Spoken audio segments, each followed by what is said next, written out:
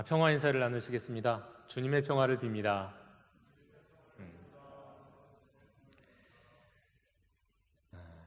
기독교는 본래 어떤 이념이나 철학으로 이야기할 수 있는 것이 아닙니다.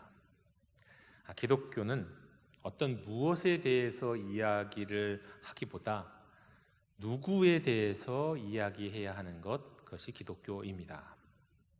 교리가 있지만 근본적으로 교리와 신학으로 다 이야기하기 어려운 한 인물에 관한 그것이 기독교입니다. 한 인물이 누구일까요? 우리가 다 알다시피 예수 그리스도입니다. 따라서 우리 예수님을 믿는 공동체, 예수님을 믿고 따르는 그리스도인들에 대해서 세상 사람들이 이렇게 저렇게 이야기할 수 있고 오해할 수 있지만, 또 우리 교회 공동체 안에서 있는 우리 형제 자매님들의 시선끼리 또 이렇게 저렇게 판단할 수도 있지만, 예수님을 보지 못하고 하는 이야기는 전부 다 오해고, 또 그렇게 판단했다면 평생 땅을 치고 후회해도 땅을 치고 후회할 만한 그런 억울한 일이다, 이렇게도 말씀드릴 수 있겠습니다.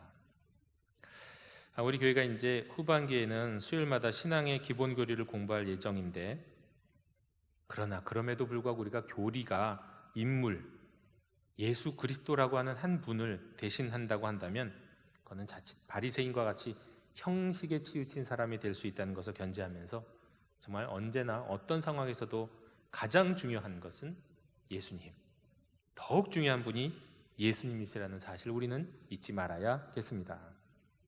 가만히 보면 세상 사람들은 물론이고 많은 그리스도인들, 교회는 물론이고 신학교에서도 종종 예수님은 놓치고, 예수님은 놓친 상태에서 성경은 이렇다느니, 교회는 이렇다느니, 이래야 한다느니 왈가왈부하는 경우가 있습니다. 신학자의 이름으로 이야기하는 경우도 그렇습니다. 그런 점에서는 목사인 저도 반성을 하게 됩니다. 저는 오늘날 교회 밖에서 교회를 바라보는 시선, 우리가 이것 때문에 굉장히 지금 염려하고 고민이 되고 사실 마음 한편으로는 괴롭지만, 그러나 저는 교회 밖에서 우리 교회를 바라보는 이 문제보다 더 심각한 문제가 있다고 생각합니다. 교회 안에 성도들이 좌나 우나 진보나 보수로 갈려서 서로를 향해서 날선 이야기를 주고받고 있기 때문입니다. 그리고 문제는 그 이야기의 중심에 예수님은 없습니다. 자기 소견에 오른 것만 있습니다. 예수님은 없고, 사실은 어떤 것을 더 좋아하고 좋아하지 않느냐는 어떻게 보면 기호의 문제라고 얘기할 수 있는 부분들을 사실 옳고 그름, 정의의 문제인 양 말하면서 자기의 관점과 자기의 주장을 철저하게 확증 편향적으로 계속해서 쌓아가고는 나중엔 또 그걸 성경적이라느니, 그걸 신앙적이라느니, 이런 이야기를 하면서 서로가 서로에게 상처를 주는 일들, 이것이 너무 심각해졌기 때문입니다. 여러분, 이럴 때 우리는 어디로 돌아가야 할까요? 성경요, 말씀으로 돌아가야죠. 맞습니다. 그런데 이제 성경에 대한 생각, 말씀에 대한 생각도 너무나도 다양합니다. 조금 더 구체적으로, 그래도 조금 더 이야기할 만하다고 한다면, 초점을 맞추고자 한다면 바로 우리는 모든 상황 속에서도 예수님 자신에게로 돌아가야 합니다.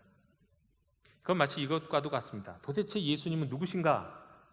이 물음을 늘 붙들고 사는 것이라고 말씀드릴 수 있겠습니다. 성경을 읽으면서 오늘 성경에 나타난 예수님 도대체 누구시지? 어떤 분이시길래 과연 이런 말씀, 이런 사역을 하시는가? 이 물음을 항상 놓치지 말고 하나님의 말씀을 가까이 해야 한다는 겁니다. 그 중에서도 예수님이 직접 하시는 말씀, 그 예수님이 하시는 말씀 속에 들어있는 예수님, 우리가 그 말씀에, 그 예수님에게 좀 더 초점을 맞출 필요가 있겠습니다. 오늘 성경 본문은 예수님이 제자들과 함께 바다처럼 느껴지는 이 호수를 배를 타고 건너고 계셨을 때 일어난 일입니다.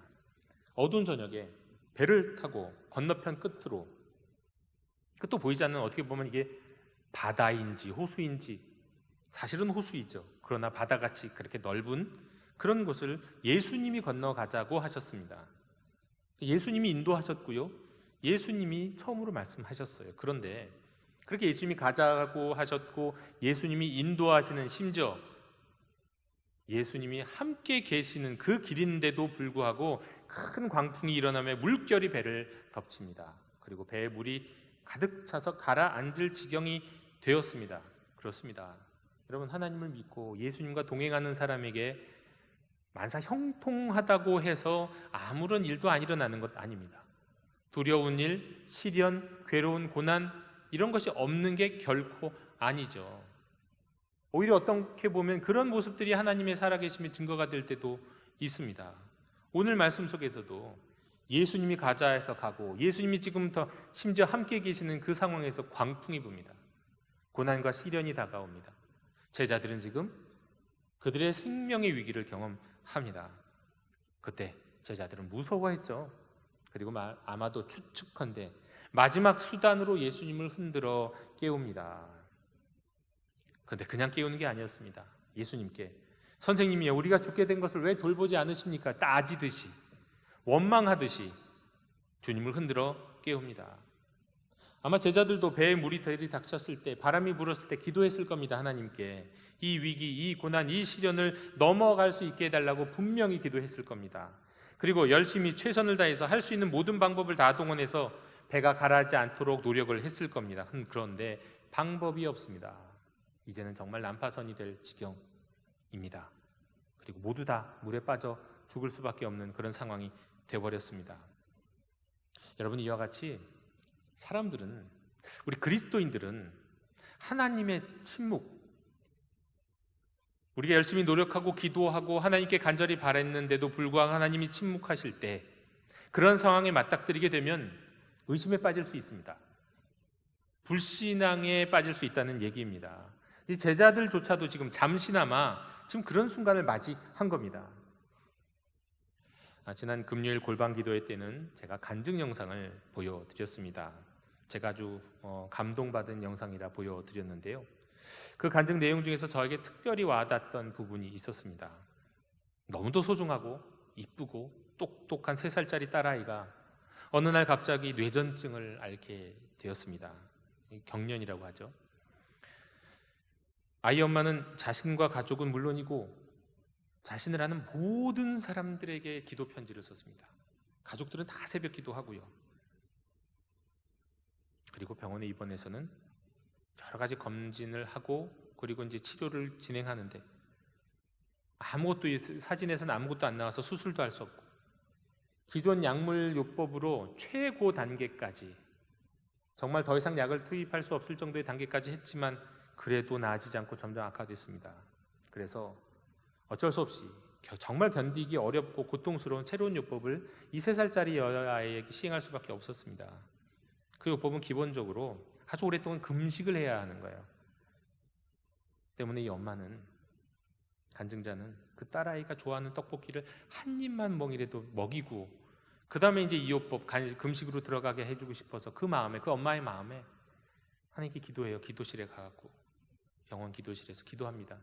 2시간을 경련을 안 하면 그때는 먹일 수 있나 봐요. 뭐 그런 게 있는 것 같습니다. 그렇게 조금만 경련 일어나지 않게 해달라고 간절히 하나님께 기도합니다.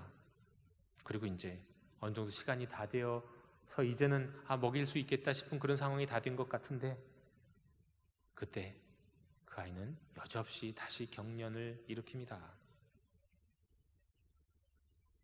하나님이 침묵하시는 것 같았죠. 하나님이 무시하는 듯 아마 이 엄마는 느꼈을 겁니다. 아이가 경련을 다시 일으켰을 때 말이죠. 그래서 이 엄마는 자신도 모르는 욕이, 하나님 앞에서 하나님을 향한 욕이 그냥 터져 나오더라는 거예요. 내가 이런 욕을 알고 있었나 싶을 정도로 말이죠. 영화에서 나오는 그 욕쟁이들의 욕 같은 욕 말입니다. 그리고는 십자가를 등 뒤로 하고는, 마치 난 이제 하나님한테 등 돌렸다라고 하는 것처럼 십자가를 등 뒤로 하고는 아이를 유모차를 끌고는 아이에게 이렇게 말했답니다. 하나님 죽었다. 그리고는 이제 그 길을 갔다는 거예요. 병실로 나왔다는 겁니다. 정말 하나님을 등지고 이제 하나님 다시는 안 본다, 이런 마음으로 말이죠. 너무도 와닿습니다. 물론 예배 시간이 되자 자신도 모르게 그냥 눈물을 흘리며 유모차를 끌고 기도실로 가고 있는 자기의 모습을 또 발견했다고 합니다. 그런데 그렇습니다, 여러분. 정말 우리가 간절히 원하는 일에 대해서 하나님이 침묵하시는 것 같을 때, 기도의 응답이 없을 때 우리는 다 그런 어떤 불신앙의 유혹들을 경험하게 됩니다. 그런데 사실은 또 그런 유혹의 순간이, 그런 자리가 많은 경우에는 정반대 역설적인 자리가 됩니다.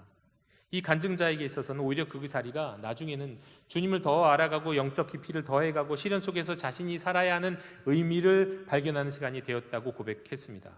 무엇보다도 그 아이의 엄마는 이런 회개를 하게 됐대요. 진정 내가 사랑하지 못했구나. 내가 그래도 좀 괜찮은 사람으로 알았는데 나 정말 사랑하는 사람이 아니었다는 거. 그리고 내가 기도할 때는 구하기만 하고 하나님과 소통하는 기도를 하지 않았다는 것. 다른 사람만 바꿔달라고 하고 나를 바꿔달라는 기도는 하지 않았다는 거. 자신과 자신의 가족만을 위해서 기도했던 거. 내 뜻에다가 하나님의 뜻을 맞추려고 했던 거. 하나님을 쉽게 판단했던 것들, 이런 것들을 다 회개하면서 정말 더 깊은 차원에서, 그리 아니하실지라도 깊은 차원에서 주님을 알게 되었고 감사하게 되었다고 고백을 합니다. 그런데 제자들도 지금 제자들이 처한 상황도 어떤 면에서는 짧지만 비슷한 상황입니다. 큰 두려움 속에서 기도해도 풍파가 멈추지 않습니다. 배는 가라앉고 있습니다. 불신앙에 빠질 수도 있는 상황. 하지만 그 순간 그 어떤 그 두려움과 그 상황에서 왜 하나님이 기도를 들어주시지 않지 않은 그런 질문 속에서 씨름하다가 그 순간 예수님이 여기 계시다는 것을 깨닫습니다. 그리고 예수님을 의지했다? 이렇게 얘기하기에는 뭐 할지도 모르지만 그래도 예수님을 바라보고 예수님을 깨우고 예수님에게 맡겨드립니다. 이렇게 예수님을 의지한 후에 예수님을 더 깊이 알아가는 새로운 경험의 문이 열리죠. 놀라운 일을 보게 되지 않습니까? 예수님이 풍랑을 잔잔하게 하시는 사건 말이죠. 지금 우리 교회와 그리스도인들이 겪고 있는 시련과 고난 속에서 여러분 우리가 깨달아야 할 것이 있습니다. 뭐냐? 우리가 가고 있는 이 길이 물론 하나님이 가지 말라고 한 길을 우리가 갈 수도 있지만, 그러나 또 많은 경우에는 주님이 가라 하셔서 그 길을 가고 있는 사람도 정말 많습니다. 그리고 주님이 가자고, 예수님이 함께 가자고 하시고, 그리고 예수님이 실은 함께 하고 계신 길인 경우가 많다는 거예요. 그래서 우리가 그걸 모르고 살 때가 너무 많습니다. 너무 두려워서, 너무 화가 나서, 너무 억울해서, 무엇보다도 기도해도 도무지 응답이 없는 듯해서 왜 이런 일이 일어나냐고 자꾸 원망하고, 그런 원망이 우리 안에서 터져나오는 그런 순간을 우리가 살고 있는데, 그때 우리가 알아야 하는 것이 무엇이냐? 그 길을 시작하게 하신 분도 누구죠? 여호와 예수님. 그 길을 함께 하시는 분도 예수님이라는 사실을 우리는 기억해야 됩니다. 그러나 제자들은 캄캄한 데서, 아무것도 보이지 않는 데서 이 손을 뻗어갖고 허공에 뒤척이다가 마치 막 아무데나 잡았는데 그때 예수님이 딱 잡힌 것처럼 예수님께 지금 예수님을 흔들어 깨우면서 원망하면서 흔들어 깨우지 않습니까? 그런데 그 순간이 바로 놀라운 경험을 하게 되는 순간이었고, 그들에게 있어서는 새로운 세상이 시작되었다, 이렇게도 이야기할 수 있습니다. 여러분, 이런 놀라운 역사, 주님을 만나고 새로운 경험을 하는 이런 역사들은요, 이제 기적이라고 할 수 있는데, 이런 기적을 경험하면서 우리는 기뻐하고 감사하고 찬송하고 그래 거기서 끝나서 되는 것이 아닙니다. 주님 우리를 구원하셨으니까 나는 박수치며 하나님을 찬양하리라, 거기서 끝나서는 안 된다는 거예요. 뭐냐? 우리로 주님을 더 알고 싶게, 또 주님과 더 친밀한 사귐을 갖고 싶게 하는 그 질문, 예수님은 진짜 누구십니까? 라는 질문을 우리가 놓치지 말아야 한다는 겁니다. 도대체 그가 누구시기에 이런 일을 벌이시는가? 제자들이 경험했던 질문 말입니다. 영독의 형제자매 여러분, 우리 그리스도인들은요, 주님의 얼굴을 대면해서 뵙는 그 순간까지 이 물음을 잊어서는 안 됩니다. 우리가 이 질문을 놓치면 우리의 영적 성장은 멈추는 게 되고요, 심지어 나가다 잘못하다 보면 정말 불신앙의 늪에 빠져버릴 수도 있기 때문입니다. 여러분, 예수님, 그 정말 누구실까요? 예수님은 어떤 분이십니까? 이 시간에는 그냥 한 가지에 좀 집중해서 말씀을 드리기를 원합니다. 예수님이 어떤 분이신지 말입니다.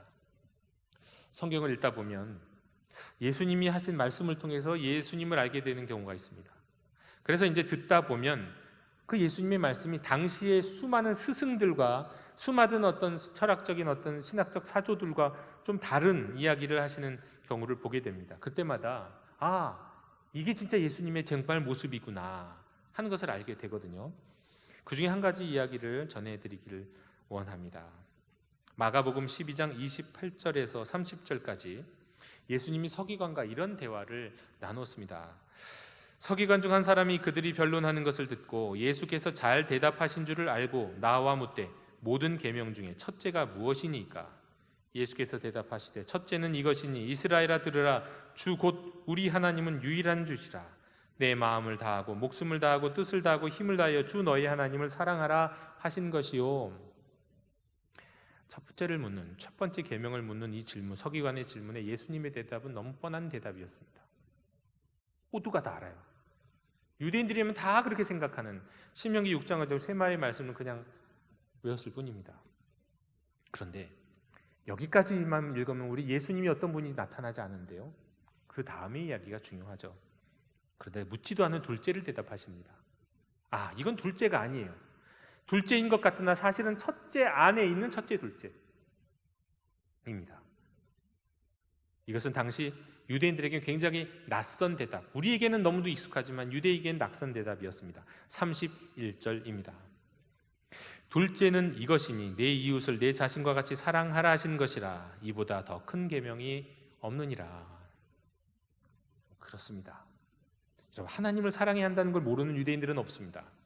하지만 예수님은 당시에 유대인들이 잘 주목하지 않았던 레위기 19장 18절에 세 번째 부분을, 지금 가장 중요한 계명이 무엇입니까? 라는 질문에 그때 대답하신 거예요. 이웃사랑. 하나님 사랑 안에 이웃사랑이 포함된다는 얘기고요, 이웃을 사랑하지 않는 것은 하나님을 사랑하지 않는다는 얘기이기도 합니다. 이건 명명백백한 예수님의 가르침입니다. 요한복음 13장 34절 새 계명을 너희에게 주노니 서로 사랑하라. 여러분, 이것도 요한복음에서 우리 주님이 제자들에게 아주 분명하게 말씀하신 새로운 계명입니다. 사랑. 누구를 사랑해요? 하나님 사랑은 당연한 것이고 이웃을 사랑하고 너희 서로 사랑하라는 사랑 말입니다. 그렇습니다. 사랑. 여러분, 예수님을 뭐라고 말씀드릴 수 있을까요? 예수님이 누구라고 얘기할 수 있을까요? 예수님을 어떤 분이라고 얘기할 수 있을까요? 한 가지를 끄집어낸다면, 성경에서 예수님이 하신 말씀 속에서, 예수님이 하신 행동 속에서 한 가지를, 한 단어를 끄집어낸다면 사랑입니다. 여러분, 예수님은 말씀으로만 사랑하신 분이 아닙니다. 여러분, 십자가를 뭐라고 말할 수 있을까요? 가시면류관을 쓰셨는데 그 가시면류관을 뭐라고 얘기할 수 있을까요? 못자국과 창자국도 그 밖에 채찍자국들, 그걸 뭐라고 얘기할 수 있을까요? 이걸 다 한마디로 얘기하면 사랑입니다. 우리를 향하신 사랑, 자신을 내어주는 사랑 말이죠. 그렇습니다. 예수님은 사랑이십니다. 사랑의 모범이고 사랑의 메신저고, 그리고 그렇게 사랑으로 사신 분입니다. 하나님 사랑, 그 안에서 이웃 사랑으로 말입니다.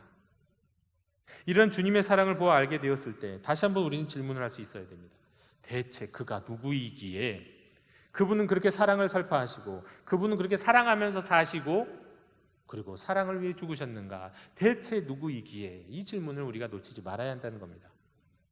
때문에 아까도 말씀드렸지만 그리스도인들의 삶의 모습과 교회의 모습을 보고 우리가 쉽게 기독교를 판단해서는 안 됩니다. 사랑이 없고 사랑을 담지도 않은 삶과 사역을 하는 그 한계덩어리, 인간과 조직, 그 모습을 보면서 기독교를 오해해서는 안 된다는 거예요.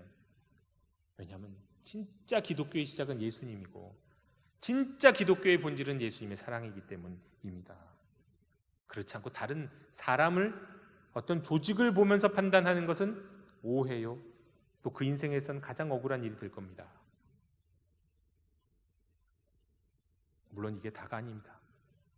예수님은 사랑이신데 이것도 조금 헷갈려요. 도대체 뭐가 사랑이냐? 무엇이 사랑이냐? 어떻게 하는 게 사랑이냐? 내가 생각하는 사랑이 다르고 저 사람이 생각하는 사랑이 다를 수 있거든요. 무엇이 사랑이냐? 그 사랑의 기준이 무엇인지를 생각하게 해주는 말씀이 마가복음 3장에 나와 있는 이야기입니다.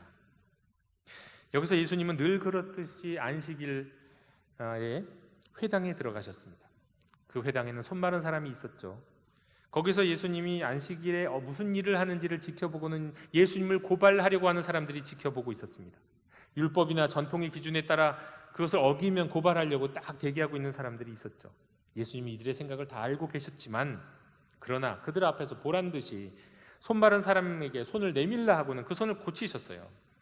때문에 그 곁에 있던 바리새인들이 예수님의 행동에 분노했는데 자기 혼자만 분노한 게 아니라 평소에는 자기에게 적이나 원수와도 같은 그런 사람들, 헤롯 땅을 끌어들여 갖고 예수님 우리 함께 어떻게 저 제거하자. 내가 너무 못 살겠다. 화가 나서 못 살겠다. 원수와 동맹을 하게 됩니다. 그 정도로 예수님을 미워하게 됐어요. 여러분, 이때 예수님이 하신 일이 도대체 뭡니까? 치유 사건. 맞습니다. 치유 맞죠? 기적. 그렇죠. 기적 맞습니다. 다 맞습니다. 하나. 그러나 우리에겐 기적이고 우리에겐 치유 사건이지만 예수님에게 그것은 사랑이었습니다. 근데 그냥 사랑이 아니에요. 좀 더 구체적으로 말하면 어떤 사랑일까요? 생명을 살리는 사랑. 사랑이 뭡니까? 마가복음 3장 4절에 보면 이렇게 말씀하십니다. 그들이 그들에게 이르시되 안식일에 선을 행하는 것과 악을 행하는 것, 생명을 구하는 것과 죽이는 것 어느 것이 옳으냐. 여러분, 이 말씀에 따르면요, 사랑은 곧 선을 행하는 겁니다. 하지만 무엇이 선입니까? 다 선이 달라요. 생각들이 달라요. 그럼 좀 더 구체적으로 선이라는 것은 오늘 말씀에 보면, 이 말씀에 보면 선이란 건 생명을 구하는 것이에요. 생명을 구하는 것. 반대로 악은 생명을 죽이는 것. 여러분, 사랑은 다른 게 아닙니다. 생명을 살리는 게 사랑입니다. 여러분, 우리는, 그리스도인들은, 교회는 무슨 일을 하든지 간에 분노와 미움이 동기가 된 행동을 해서는 안 됩니다.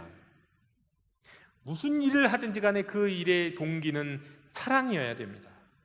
생명을 살리는 사랑 말이죠.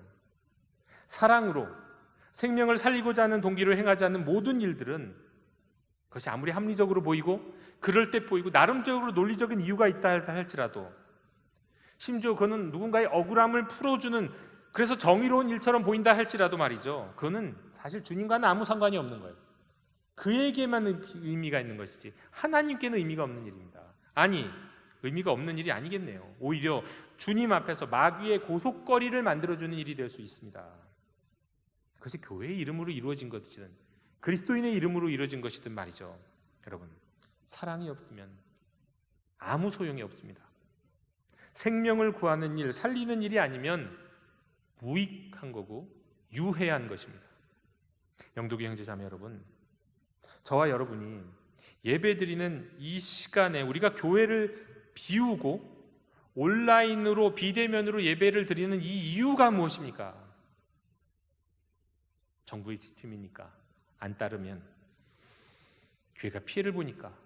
지역사회의 눈치, 언론의 눈치 때문에 그렇습니까? 아니, 또 어떤 분은 솔직히 이렇게 얘기할 수도 있겠네요. 가정에서 온라인 예배를 드리는 게 더 편합니다. 여러분, 그래서 우리가 이렇게 비대면으로 예배를 드릴까요? 아닙니다. 우린 그런 기준으로 교회에서 사역해서는 안 됩니다. 우리가 비대면으로 예배드리고 온라인으로 예배를 드리는 이유는 사랑이에요. 이웃의 생명을 살리고자 하는 사랑 말입니다. 혹시 우리 때문에 이웃의 생명에 위험을 끼칠 수도 있고 또 우리 가족들의 생명에 위험을 끼칠 수도 있기 때문에 우리는 적극적으로 온라인으로 지금 예배를 드리고 있는 겁니다. 이것이 성경의 원리이고 이것이 예수님의 사역의 핵심입니다. 사랑. 성도 여러분, 혹시 지금 내가 하고 있는 어떤 일, 하고 있는 어떤 행동이 어떤 분노나 미워서 하는 일이라고 한다면 그것이 아무리 정당하고 합리적이라 할지라도 일단 멈추십시오. 일단 멈추십시오. 그 일이 할 만한 일이라고 해도요, 일단 멈추십시오. 그리고는 심지어 그 일이 마땅히 범죄에 대한 심판이라고 하더라도 일단은 멈추세요. 일단 멈추고 기도하십시오. 주님, 지금 내가 이 일을 하는 동기는 사실 어떤 개인적인 의로운 정의감, 또 내 나름대로 타당하다고 생각하던 나의 논리 때문에 이 일을 하지만 아니요, 주님, 이런 일로, 이런 생각과 이런 판단으로 일을 하기 원치 않습니다. 주님, 내가 일을 계속해야 한다면 사랑으로 이 일을 계속하게 해주십시오. 생명을 살리고자 이 일을 계속하게 해주십시오. 우리는 그렇게 기도하고 그렇게 주시는 마음으로 그 일을 계속해야 한다는 겁니다. 성도 여러분, 돈을 사랑하는 것, 명예를 사랑하는 것, 이런 건 사랑이 아니죠. 그건 유혹입니다. 사랑은 오직 생명을 살리는 일이라는 것을 기억하십시오.